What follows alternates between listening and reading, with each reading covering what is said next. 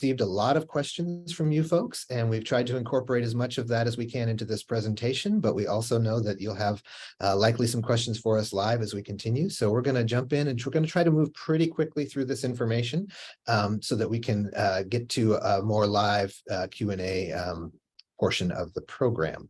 So one of the first things that we want to mention to you is that Immersion Vanderbilt is a graduation requirement for all Vanderbilt students. The aim of this program is to give every student the opportunity to plan and carry out a personal project that integrates their studies at Vanderbilt with experiences such as study abroad, for example, that happen outside of the classroom. Immersion Vanderbilt is designed to be responsive to the student's own interests and passions. And there are really two key parts to Immersion Vanderbilt. First, students will engage in one or more immersive experiences that allow them to learn outside the classroom through experiential learning, which we define as learning through doing and reflection. Then later in their Vanderbilt career, students will produce a final culminating project in which they'll apply and integrate knowledge that they've had through coursework at Vanderbilt, through this experiential learning that they might have done, and put that together into a project that's overseen by an Immersion Vanderbilt faculty advisor. This project should be meaningful to students and we also hope that it will help them in their career search because personal growth or other further studies beyond Vanderbilt. We ask students to consider questions such as, what is it that sparks your curiosity? What are you passionate about? What do you want to experience, create, or share during your time as a Vanderbilt student? And hopefully, if students are really addressing those questions, they will have a robust and interesting final project that they can really talk about in job interviews and take forward with them. So to satisfy the Immersion Vanderbilt requirement, the degree requirement for Immersion Vanderbilt, students will complete 4 online forms that are known as milestones. I won't go through them in detail. The first 2 that you see on there, milestones 1 and 2, relate to the immersive experience, and the second 2 relate to the final culminating projects. I do want to highlight that students can declare multiple immersive experiences, but they can only ever have one final culminating project. The Office of Experiential Learning and Immersion Vanderbilt, where I'm located, exists to ensure that all students have access to experiential learning and are supported in both in meeting the Immersion Vanderbilt requirement. So some of the ways that experiential learning can happen, the units that exist within the Office of Experiential Learning and Immersion Vanderbilt include undergraduate research, community and civic engagement, which might include things such as volunteering and serving in the community, doing advocacy work, political engagement, innovation, design, and creativity, which covers a wide range of things from creative arts-based activity to human-centered design to enterprise development and planning, to internships, professional engagement, pre-professional training, that sort of thing. And then finally, what we're here to talk about today primarily, which is global education, when students go abroad or at least away from campus, and where we're really working to facilitate students' global and intercultural knowledge and learning while they're away from campus. Study abroad can obviously be one of the experiences that counts as the immersive experience for students who are doing Immersion Vanderbilt. Study abroad experiences can be particularly rich because they can include internships, research, volunteer work, language immersion, and other types of community engagement while the student is overseas. I do want to highlight that students can study abroad without using it for the Immersion Vanderbilt requirement, but we strongly encourage all students who study abroad to declare their study abroad and any other immersive experiences that they have while they're at Vanderbilt using that milestone 1 form that we mentioned before, the immersive experience declaration form, so that they'll have maximum flexibility later when it comes to do their final culminating projects. Experiences do have to be declared in advance. We're looking for some intentionality from students. And so we want to highlight that here today so that you can help encourage your students to be thinking about Immersion Vanderbilt, and as they're doing things that are experiential, to declare those to our office. All right.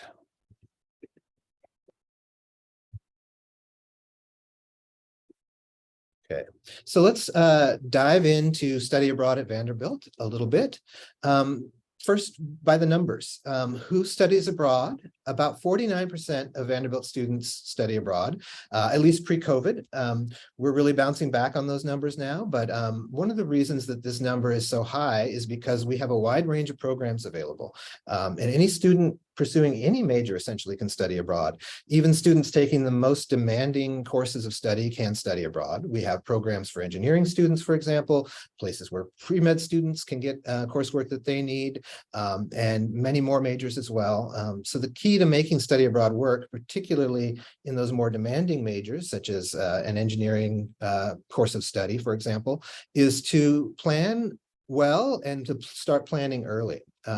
So for students with a demanding course of study, we really would encourage them to begin studying at least a year in advance, preferably even earlier if you are, say, an engineering student.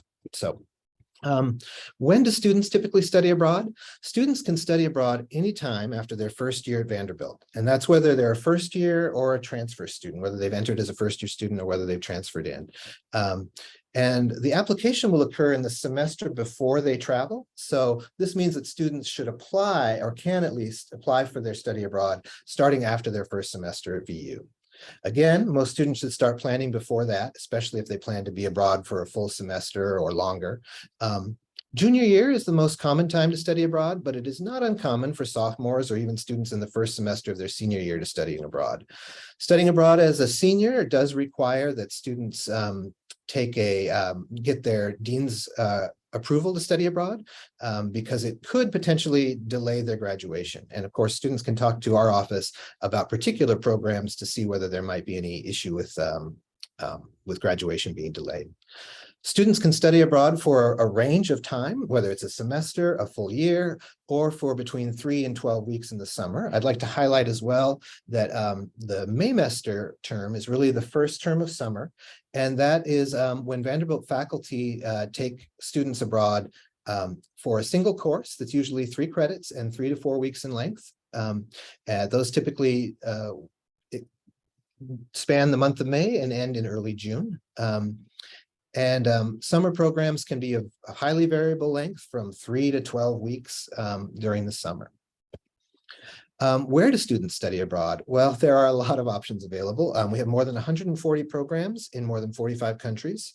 Of course, not every program that we offered pre-COVID is available yet, but most of them are, and we're reopening as COVID allows. So one of our jobs in the global education area of our study abroad advisors is to help your students navigate all this choice, to narrow down and to find the right option for them. It's never too early to meet with us and to start talking about the opportunities that are out there. Now, I want us to take a look quickly at some of the things that we value at Vanderbilt and we aim for in our study abroad program. One of the first of these is accessibility. And so there are 3 primary dimensions that we consider. First, we want our programs to be academically accessible.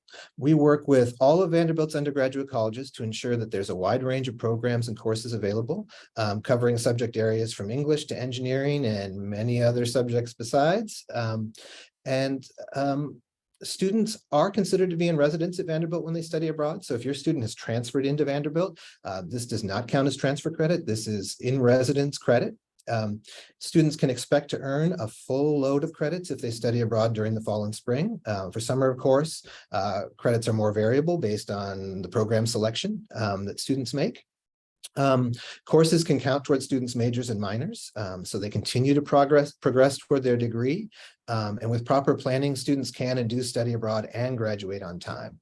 And one of the most important things, though, is that students should consult with academic advisors and our office as they begin the planning process so that they can be maximally prepared and understand both the requirements and the options for studying abroad and how they can make it fit into their 4-year plan.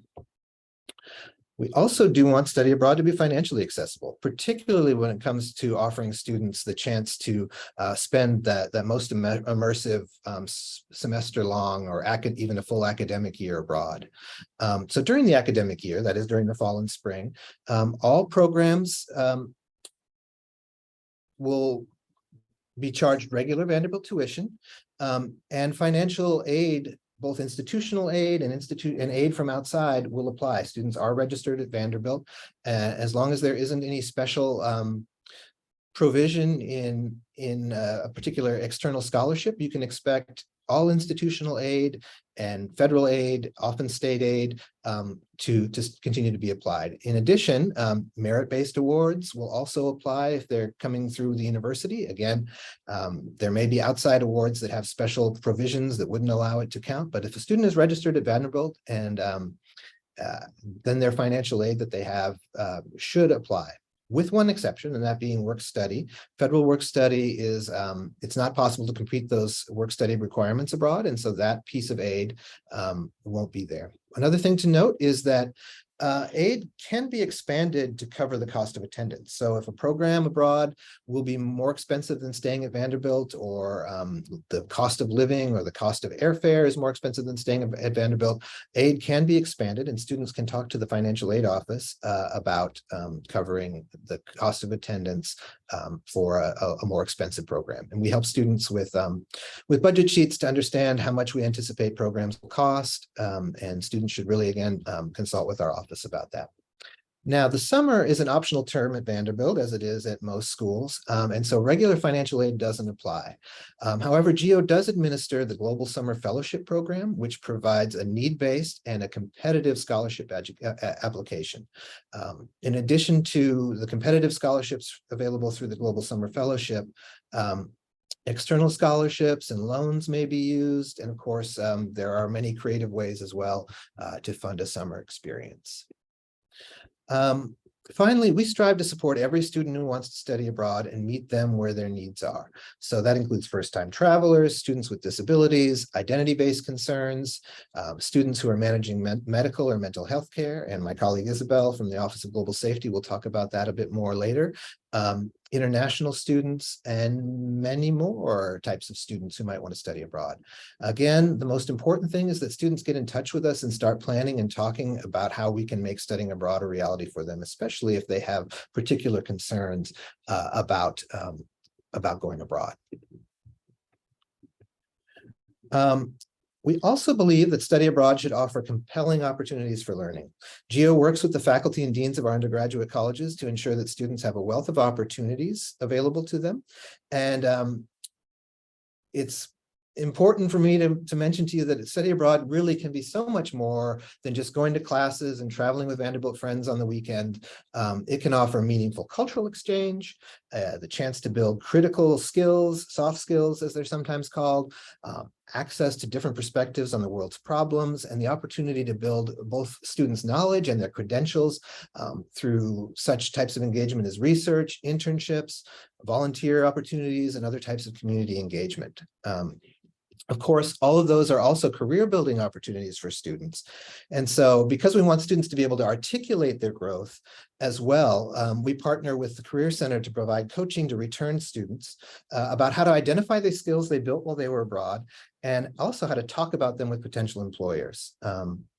And again, I mentioned this before, but Immersion Vanderbilt itself provides students the chance to complete a project that is actually recognized on their transcript by the title of their final culminating project.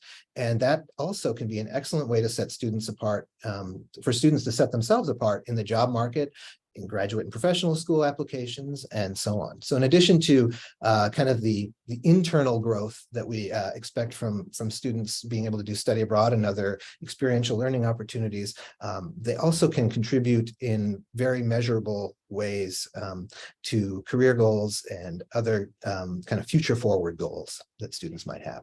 I'm going to give you a quick tour of a few examples of the types of study abroad experiences that are out there to give some concreteness to what I've just said about kind of the opportunities that are available for students. So let's talk about preparing for a health career. So students who are interested in medicine or public health, global health, related fields such as that have a number of special opportunities in locations around the globe. In South Africa, for example, students can explore health policy and barriers to access amid the income inequalities and the other challenges that face a nation like South Africa. In addition to visiting many institutions while they're abroad and learning directly from health practitioners and others who may be supporting them, they can also intern in a clinic, a community organization, a research organization, or an NGO that's providing direct services on the ground.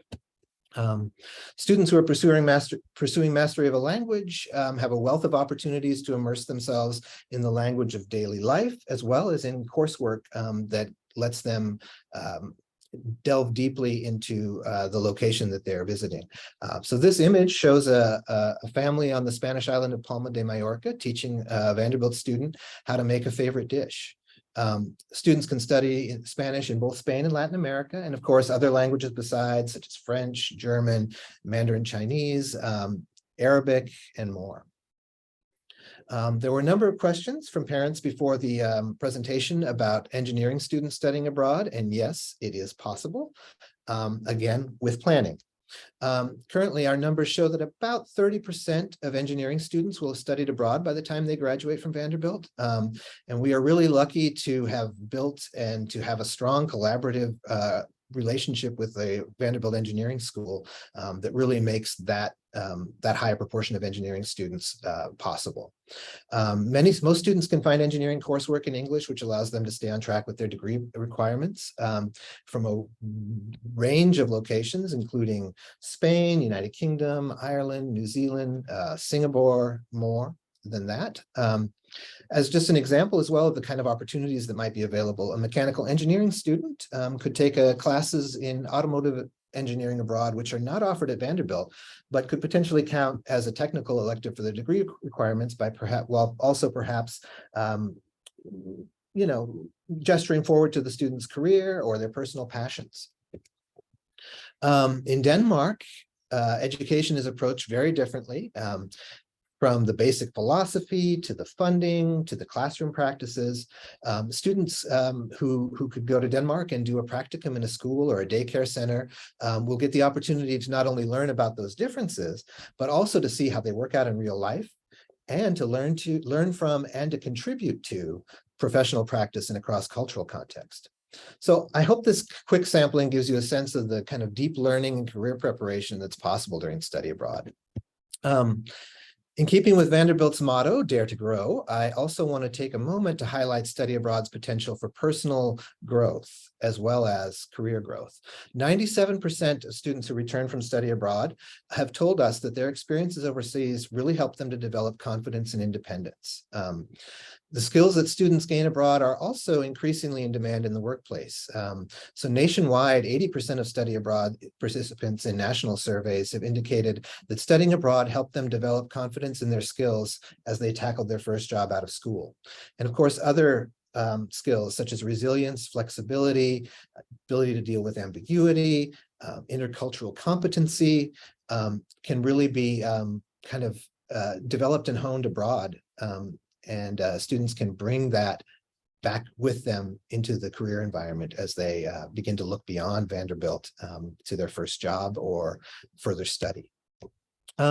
So let's talk very briefly about some of the logistics that students will encounter and how our office and you as parents and families can help to support students in their study abroad journeys.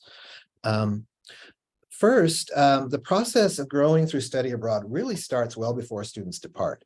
The project of doing all of the planning, the logistics, the academic planning, selecting a program, making applications to the program or programs that students want to work with, declaring and thinking through their immersion Vanderbilt experiences, dealing with passports and visas, taking the initiative to do what's best for them and not necessarily following their friends, and many more, really create a great opportunity for growth and for students to become kind of masters of the information that is in front of them and to kind of pull together and sift together many details in ways that many students may not have done before.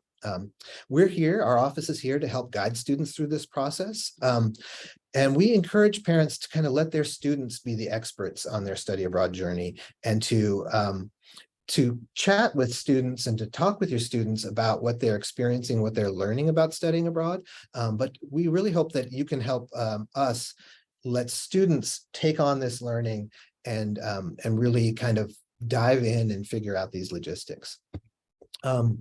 So that you can help encourage them, though, I do want to flash up this study abroad timeline. I won't go through it in detail, but this gives a sense of when students need to be applying and when they need to be committing to deadlines for study abroad. So you may want to take a screenshot of this slide in particular, as it's probably quite helpful to giving you a sense of when to work with students.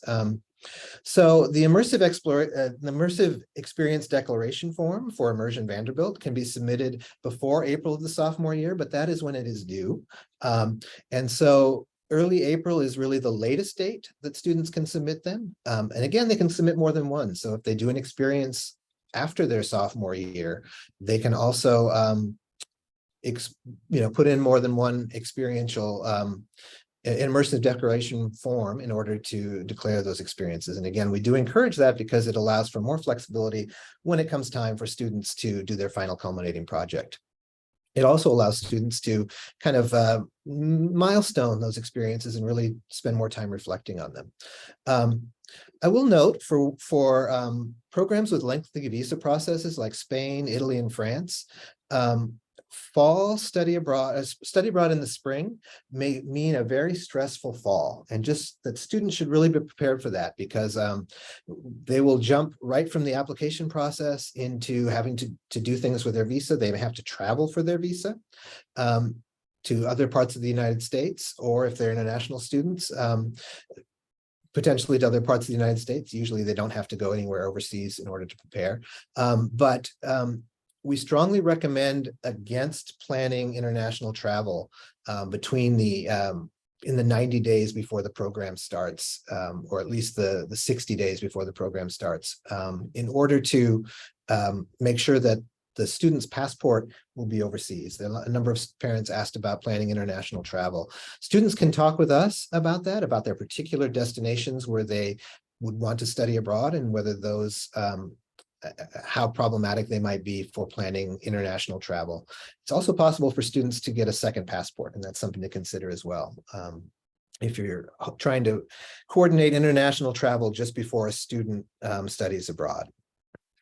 And finally, in this section, I would like to leave you with some ideas for supporting your students. First, we want to just encourage your students we hope that you can help us encourage your students to consider studying abroad and Immersion Vanderbilt earlier rather than later, and to talk with our office earlier rather than later, in order to take advantage of their study abroad planning, and to, again, to encourage them to discuss what they're learning with you so that you can be kept in the loop. And properly encourage and support them from your side. Another thing that we hope that you can help encourage students on is that one of the goals of studying abroad is really to spend time with people who are different than themselves, and we want to make sure that's well understood among students. Also, to think about how study abroad can help them accomplish career goals, or to advance toward other future focused goals that they might have. And how can Immersion Vanderbilt help? Again, the title of a student's final culminating project for Immersion Vanderbilt will appear on their transcript. So they can talk about their experience abroad and Immersion Vanderbilt work in job interviews, and to really use that project to improve their own skills. So encourage them to make Immersion Vanderbilt and study abroad work for them, whether or not they actually are using study abroad ultimately for their Immersion Vanderbilt. Giving it some thought as they progress through their Vanderbilt career will be really beneficial both to the student and to their plans and to their moving forward. Finally, we want to encourage students to actively plan for how they will care for their health and wellness abroad. And with that, I'd like to transition to hand the mic off to Isabel Christ, my colleague from the Office of Global Safety. Isabel? Hi, thank you, Eric, for that. And I also want to give a shout out to my wonderful EL and IV colleagues, Caroline, Susie, and Gabriella, who are answering all your questions, which has been very helpful so we can focus on the presentation here. So I was happy to see all the questions that you submitted beforehand. It was certainly very helpful in preparation for this presentation. Interestingly, and I know it's not a reflection of where your concerns are, but there were only 2 questions really related to either concerns about identity abroad and health and safety. So we'll go over some information that we hope will help you and your students thinking about planning ahead for the health and safety. And apologize for my voice, just leaving. So here is the Office of Global Safety. We have Andrea Bordeaux, who is our director of Global Safety and Security, who also oversees the Vanderbilt Incident Response for Travel and the Vanderbilt Travel Risk Assessment Committee. Andrea has over 14 years of experience in the field of international education and student support, has visited multiple countries, and has competency in Arabic, Hebrew, Italian, and Spanish. Andrea also completed graduate work in the fields of Middle East history and security studies at Tel Aviv University in Israel and African studies at the University of Edinburgh in Scotland. And so I am Isabel Christ. I am the Assistant Director of the Office of Global Safety and Security. I have over 2 decades of experience in the field of international education with my colleagues in global education who are right across the hall.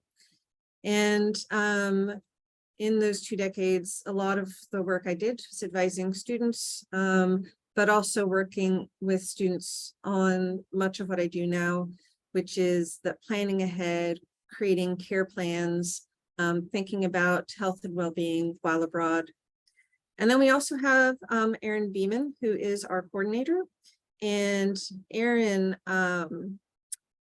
has 3 years of crisis intervention and support experience for people struggling with mental health, sexual and relationship health, and/or substance use issues. And has been a wonderful addition to our office and has done lots of good work already in the short time. So we'll move on to, and I'll probably be going a little bit fast because I want to make sure we have enough time for questions at the end. So I'm seeing questions here, but I know there'll be more after this. So the Office of Global Safety, there are 3 core areas where we support students. So one you'll see here is providing that dedicated 24/7, 365 safety-related guidance and assistance. So responding to emergency and crisis issues abroad, connecting our students to resources on site, and also connecting our students, returning students, to resources on campus to ensure continuity of care and response, especially after experiencing a crisis or a troubling situation abroad. We want to make sure that the student is supported abroad, but also when they come back to campus. And we work very closely with the Student Care Network, as well as the University Counseling Center towards that end. We also monitor relevant security updates and alerts from Vanderbilt's international security provider and appropriate government agencies. So, and that's kind of what a lot of times would be considered behind the scenes. The bulk of what we do and what I do especially is working with students either as groups, doing group presentations and orientations, providing travel consultation for undergraduate students, graduate students, staff, and faculty. Because we do work with students, but we're not just for students. Topics that we cover or can cover include mental health support, continued care plans, resilient travel, identities abroad, and more. We also coordinate the use of Vanderbilt's International Health Insurance Plan for travelers abroad. All students are required to be enrolled in our health insurance plan, and that for the students who are traveling abroad with global education on an approved study abroad program, that is automatically done for them. And then sort of more behind the scenes is our team will either individually or with our ELIV colleagues conduct in-person site assessments, including careful review of all relevant program and community resources and processes. We provide to our travelers country information briefs covering health, safety, and security topics related to identity, mental health resources, safe travel, etc. And we assess the health and safety of prospective programs. And so those are sort of those three key areas where we work with students. Now, here is where we want your help in preparing our students abroad for the health, safety, and well-being. It's that planning for wellness abroad. We want our students to be proactive about their health and talk with their current provider about a continuing care plan. We want topics they want to be thinking about, prescriptions, physical therapy, counseling, any accommodations, dietary restrictions, and anything else that a student would need to be healthy and have a successful semester abroad. Medications are important, and it's also very important to know that some medications that are regularly prescribed here in the US may not be allowed in some countries. And also, students should make sure to plan ahead, well ahead, to make sure that they have enough medication for the entire length of their travel. And so if they have questions about that, we are here to help navigate that. So students can reach out to our office, and we're happy to meet with students one-on-one to look at that healthcare plan ahead of time. We do encourage students to disclose any physical or mental health conditions to their program provider. This depends on the student's comfort, but we have found that students who take ownership of their healthcare and their well-being are the students who we don't necessarily worry about, because we know that they're taking those steps ahead of time. We know that some students may have a stigma about sharing information about their physical health or their mental health, but we really want them to think about, if they can't speak for themselves because there's a language barrier, if they're hospitalized, we want to make sure that the people who are on site, so program staff, have the information necessary to advocate for our students to make sure they receive the best care possible. So if they're allergic to penicillin, for example, that's really important to know. If they have any physical conditions, any chronic illnesses, any health, so medications, all of that is information that we encourage our students to share, because we are concerned about their health, and we want to make sure that they have the best possible chance to have a successful experience abroad, and we want to support our students in that goal. We definitely encourage our students to meet with their basically their medical team, medical, dental, and other care. If they have a relationship with the University Counseling Center, it's always good to meet with them ahead of time to sort of plan ahead and think through what they might need to have that successful period abroad. And we recommend that students consult with the Student Health Center and do a travel consult. Student Health is here, and so that's easy to do. They want to discuss any immunizations and vaccinations with a medical professional, because we are not medical professionals. They review the CDC, Centers for Disease Control recommendations, and that is also something that we recommend that students bring up to their medical professionals there. And so we also have these sort of areas that contribute to personal wellness. I want to think about that, maintaining sort of the healthy lifestyle to make sure that, again, they have a good experience abroad. So something I think is in the news a lot, obviously, is our students are experiencing more mental health challenges and also have a lack of resiliency coming out of the pandemic and the restrictions, and different students will have reacted to that differently. So we really want to help our students think about the 5 factors of resiliency: the self-awareness, self-regulation, connection, flexible thinking, and optimism. And the resiliency skills that you see here, so deep or diaphragmatic breathing, these are all sort of coping skills to help build that resilience. And a lot of students can access this information through the Student Health and Wellness Center. And I encourage that they do take advantage of that. It's a great resource on campus. So the deeper diaphragmatic breathing, the cognitive diffusion or thought distancing, reflection, mindfulness, values-based action. And I want to focus on this last one, the assertiveness, because this, I think a lot of times when we hear someone say assertiveness, maybe not everybody, but our students maybe, will think that means aggressiveness, and assertiveness does not mean that. Assertiveness is a tool to have good communication skills, especially in small groups, which some of our students will find themselves in. It focuses on confidence in communicating personal needs and wants while respecting the needs and wants of others. And this is a requirement for effective interpersonal relationships. And so we're finding a challenge with those interpersonal relationships, especially coming out of the pandemic. So wanted to focus on that. And these are slides we actually do share with the students to encourage them. But if we can have the students thinking about this beforehand and practicing, it will be only to the good for their experience abroad. Here we're also talking about communication, conflict resolution, voicing those boundaries and adapting to a new culture.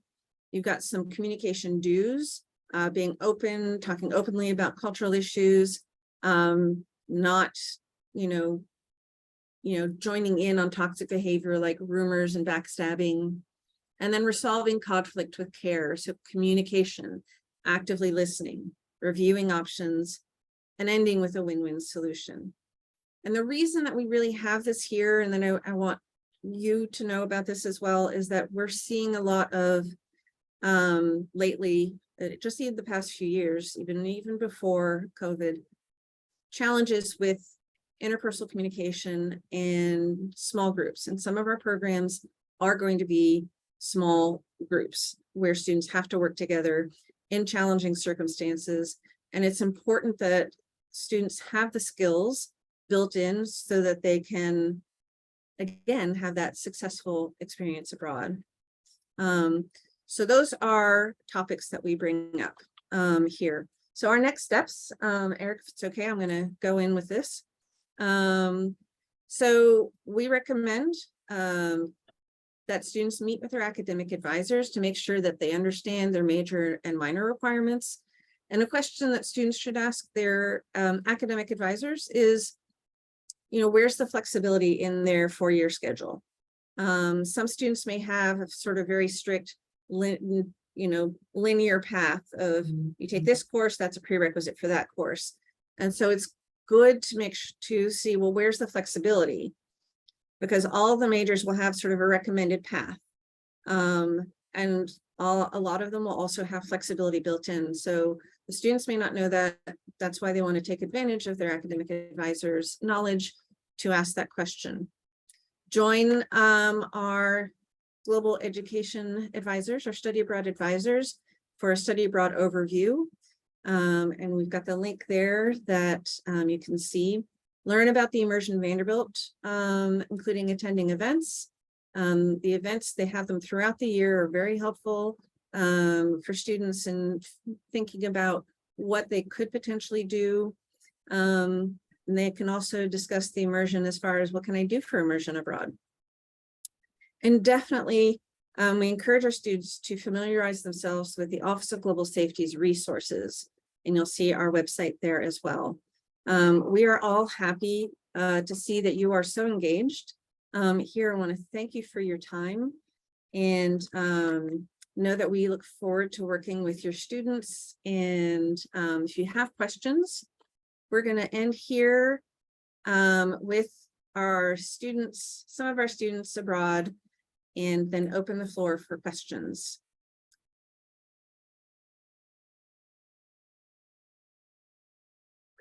And you can type in additional questions into the Q&A, and Yeah. Gabriella, Caroline, and Susie will feed them to us.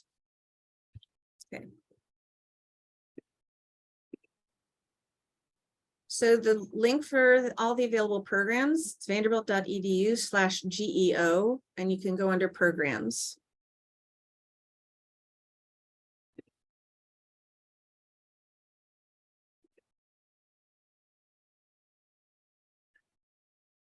One thing that I saw show up in the question and answer was something that I think it would do well to clarify a little bit here, which is how study abroad can count for the immersion Vanderbilt requirement. And I think the most important thing that I'd like to note there is that immersion Vanderbilt is really two pieces. It's an immersive experience, and it's a final culminating project. So the immersive experience is what study abroad can count for. And so study abroad, along with many other types of experience, such as undergraduate research or an internship, can all be immersive experiences, and students can do more than one of those. And that is half of the immersion Vanderbilt requirement. The other half is the final culminating project.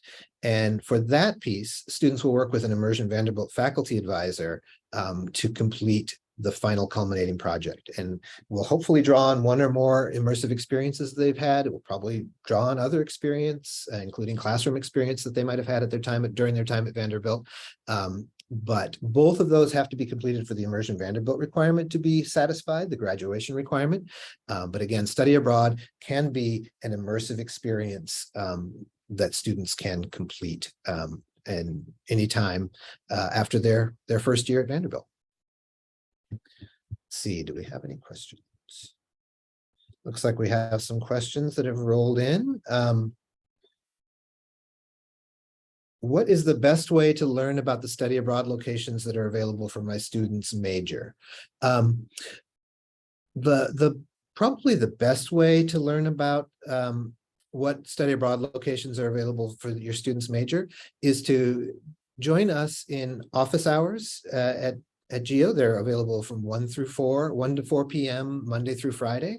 Come in and talk to a study abroad advisor about both what major and minors you're working with, but also be prepared. Students should be prepared to talk about what their specific requirements might be. And for that, they may want to meet with their academic advisor beforehand. And again, the earlier, the better. We will help guide them to the best set of programs for them.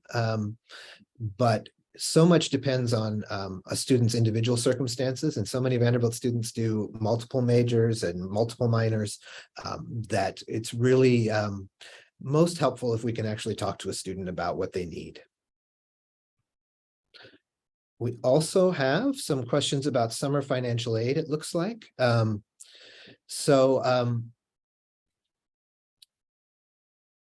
For summer, what is available in terms of financial aid is dependent on a student's overall package.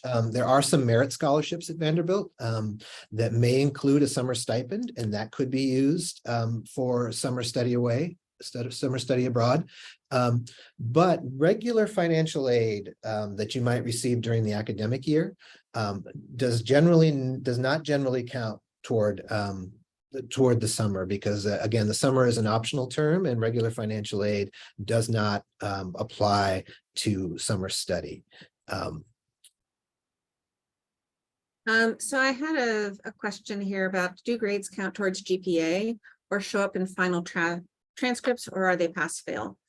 And so Eric, you want to answer that? I'm typing an answer to someone else. Sure. Courses that students take abroad will not be pass fail. Every course taken abroad will be offered for a grade, and the grade will appear on the student's transcript. However, it will not be counted toward their Vanderbilt GPA. The grades will appear in the external section of their transcript, so they don't count toward their Vanderbilt GPA, but students should be aware that graduate and professional schools may well count those grades toward their complete GPA for the students. So in other words, if a student has attended more than one university, say they did they transferred, graduate and professional schools will calculate a final or complete GPA across all the universities that a student has attended, and the study abroad programs that they attend may be part of that. And so the information to calculate a GPA is available on the student's transcript, but it is not a Vanderbilt, does not count toward the Vanderbilt GPA. Isabel, it looks like we have some questions about health insurance. Okay, Want to talk a little bit more about GeoBlue? all right. Are those towards the bottom? Okay, so the global, so GeoBlue is an international travel insurance. It is comprehensive insurance coverage for the dates. And so when students are enrolled and commit to study abroad, they're enrolled in the GeoBlue health insurance. Students receive a welcome email, which has their insurance card and certificate number. And this allows them access to the GeoBlue member portal. They can download the mobile app and they can file their claims from overseas. The coverage is comprehensive. It does cover pre-existing conditions as well as mental health. And it does cover medical evacuation.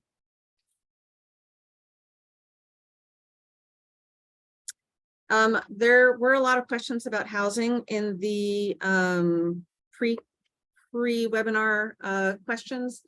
And so we can talk about that a little bit. There are sort of three main types of housings. Got dormitories, shared apartments, and homestays. Some of those housing options will be catered, which would be either full or partial board. Most of them will be self-catered, where the student is ideally cooking for themselves. And the type of housing varies depending on the program. And students need to be flexible as far as what their expectations are. They will not always have the same type of housing that they have at Vanderbilt. They may make requests for a certain type of housing, but the requests can't always be fulfilled depending on the availability of housing and type of housing. Eric, do you want to add to that? No, I think you covered that pretty comprehensively, Isabel. So again, I think that the real thing to highlight from that is that depending on the program, one or more different types of housing may be available, or the program may have only one type of housing. It really is going to be variable depending on the program. Okay. Isabel, another question students asked about, parents asked about insurance was how it works with their existing insurance that they might carry. Okay, so there's no opting out of the GeoBlue because it does cover comprehensively abroad. Students should maintain their domestic insurance because even while they're away. And the reason for that is if a student has to come back early for whatever reason, the GeoBlue will stop. It does not work in the US. And so that's something to keep in mind. So yes, we do encourage students to maintain their domestic insurance coverage for that reason. They will also have that coverage through GeoBlue. And in some cases, you'll have programs where they may also have the program insurance because we can't sort of modify for each individual program. Everybody has the GeoBlue. And then if they also have the program insurance, that's usually just included in the program cost. It is a minimal cost, GeoBlue compared to domestic insurance. So there's that, which is good. Let's see. Anything else? Oh, there's a question about what happens to VU housing when students study abroad. That is a good question for the housing office, which we encourage our students to investigate beforehand and get the information directly from the housing office so that they're not necessarily listening to rumors. It'll just yes, there have been a lot of changes in housing processes during COVID. And so, while we can help students with that question, we prefer for them to get the most up-to-date information right now until things settle down again and get back into the groove that they talk to the housing office directly about that. But rest assured that there are procedures in place. The volume of students we have from Vanderbilt to study abroad, the housing office definitely is paying close attention to study abroad patterns and is working with students to enable them to study abroad fall or spring. I see a question here about whether there are disadvantages to studying abroad for students in the senior year. So if a student, we've seen a lot of students studying abroad in the senior year because of COVID and the fact that, for the first couple of years of their experience, they may have missed out on the opportunity to study abroad, and they want to really take advantage of it. And so they study abroad as seniors. So studying abroad as a first semester senior is usually a perfectly okay thing to do. There is always a small chance that a student the grades may not come back in time for a student to graduate if they were planning to graduate in May. But that's a fairly remote possibility for most programs for first semester, in other words, fall semester study abroad as a senior. Students who go abroad in their last semester will definitely not be graduating on time. The grades will not come back in time to graduate in May, and Vanderbilt does require, generally speaking, that students' grades be back from abroad and be processed before they can graduate. And so students can do that, but the downside, the disadvantage is that they will not walk in the graduation ceremony with their peers in the spring. They may graduate in August or even in the fall officially, depending on when their grades would return. So got a question about housing and room and board. So the billing for study abroad for Vanderbilt is during the semester, students are charged Vanderbilt tuition. Vanderbilt financial aid applies. Students will not be charged on-campus fees, so they won't be charged for their on-campus housing. They will not be charged for on-campus meal plan, not charged for the student services fee, and everything that's specific to on-campus for the semester. What you will see in addition to the tuition is a program fee for almost all of our programs. And so it's not that you're paying Vanderbilt housing and also paying housing abroad. It's you don't have Vanderbilt housing and instead you're charged a housing fee. If you go to the GEO website, vanderbilt.edu/GEO, and go to the finances tab, you can get more information there. Okay. Let's see. I think there were some questions about where our office is located. Both the Office of Global Safety and the Office of Experiential Learning and Immersion Vanderbilt, where global education is located, are in the Student Life Center on the first floor. There'll be plenty of signage there, but that's where we are. Students can drop in to the Office of Experiential Learning and Immersion Vanderbilt in Suite 109 between 1 and 4, Monday through Friday, or they can make an appointment with us online at vanderbilt.edu/GEO/advising. They can make an appointment with a specific advisor if they'd like to talk with someone specifically. Of course, before any of that, we do recommend that students drop in at 4 p.m. on a Tuesday to go through our, to participate in our study abroad overview, which is an overview of what study abroad at Vanderbilt looks like and kind of the basic details around financial aid and costs and how to go about selecting a location and so on and so forth. Let's see here, other questions. I saw that there were some questions about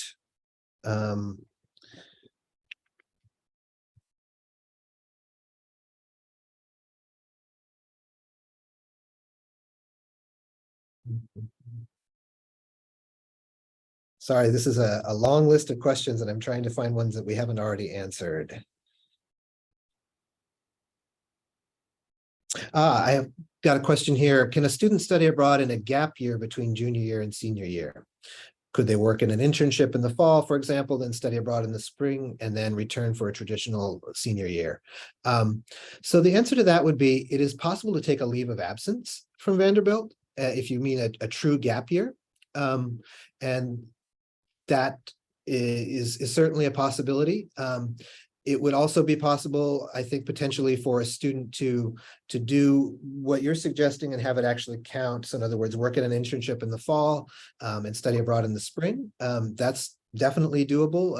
And so students who are in the human and organizational development program might do that, for example, by doing their capstone project in the fall and then study abroad in the spring. And actually, we have a lot of students who do something like that, where they do both of those things, study abroad and do their capstone internship in the same year.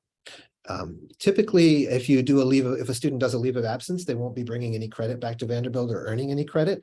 And so in that case, it's more like a traditional gap year. In other words, a year where they are not bringing in credit toward their Vanderbilt degree. I also saw some questions, I think, about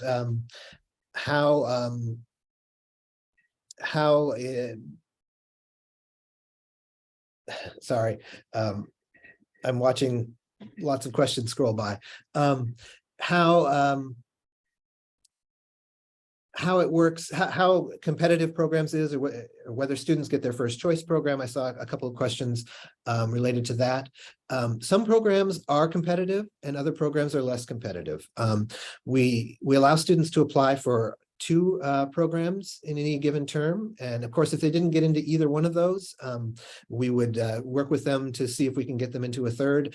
But talking with us about backup options is also a great idea, is just to talk about, kind of get the insider scoop on what's competitive, what isn't, and where they may need to make adjustments. So It's hard to quantify which programs are going to be the most competitive. Sometimes there are some programs that are always going to be competitive, but sometimes it's just depending on whether or not that program is the flavor of the semester. So it can depend. So I see the question about what semester is most common to study abroad. Really, we try to focus, I think both of our offices try to focus on which semester is the best for the student as far as their academic needs. So the advising from the study abroad advisors is going to focus on, well, what do you need to take to stay on track? Our goal is that they graduate in 4 years, which I know is your goal as well. Unless they're doing an add-on master's, and then 5 would be okay. So we focus on making sure the students looking at the programs that meet their academic needs. And if they have more than 2 that would satisfy their academic needs, then it's looking at, well, what else are you wanting out of that experience? Are you wanting specifically to have a unique immersive experience that you might not necessarily get on sort of a bigger program? So that's kind of the conversation. We try to really sort of see what the students' goals are and work from there. And then our office, we work with the student to make sure that they are thinking ahead for their health and wellness, and help sort of that support piece that makes up the whole student. They have their academic concerns, but we also have health and safety and well-being. yeah, thanks, Isabel. That was a comprehensive answer.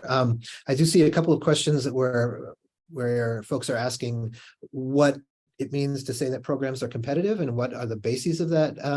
So in some cases, it may be GPA. There are some programs where a GPA of 3.5 or even 3.7 is required, in addition to, say, for example, a university wanting to see that students have done a certain amount of preparatory coursework in a given subject, or whatever it might be. So there are some situations where it's another university that is very interested in the specific academic package of the student, and they'll be making decisions according to various criteria, as many criteria really as there are universities.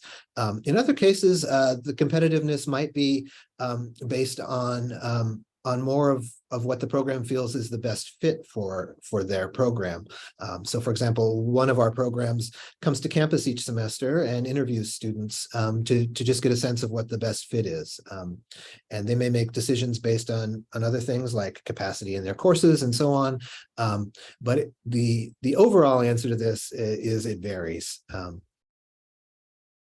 I see a question about, and we are coming up on the 1 o'clock hour, so I'll make this the last question we answer. But how soon does a student know if they've been accepted? Again, this can vary a bit by program. Often they know within two weeks to a month after they've completed the application. But in some cases, some universities may take quite a bit longer. So there are universities in Amsterdam and Singapore, for example, which students may not hear for a few months before they whether they got in or not. So it really depends on the program. Most decisions will happen in the first 2 weeks to a month. Hey, Eric, do you want to, I'm seeing some questions that maybe talking about the program types might help answer. Because we do have, there are different program types. Maymester is faculty led, and that is the only faculty led study abroad program. And then we've got the different program types. Eric, if you want to go over that, I'll keep looking at questions. Yeah, we'll want to respect everyone's time and Yes. kind of close down now at 1. I want to leave this slide up so that you can just get a sense of what the program types are. But basically they range from directly enrolling in a university to programs that are really designed for study abroad students, to a hybrid of those. So in language programs, for example, that are designed to be language immersive, students might take some courses in the language in a study center that's, with other study abroad students, but then also directly enroll in classes that will put them into local classrooms where they can speak the language alongside local students, get to meet local students, and so on. And then again, faculty led, as Isabel mentioned, where students go abroad with a faculty member. And I think we'll have to leave it there. If you have additional questions, I'm told that you can email the Parents and Family Association or pass those on. They will also pass us any questions that we haven't answered yet that are in the have been entered into the Q&A, and we'll do our best to kind of get back to folks and answer those questions. So thank you all for attending. It's been a pleasure presenting to you and hearing your questions, and I hope you have a great day.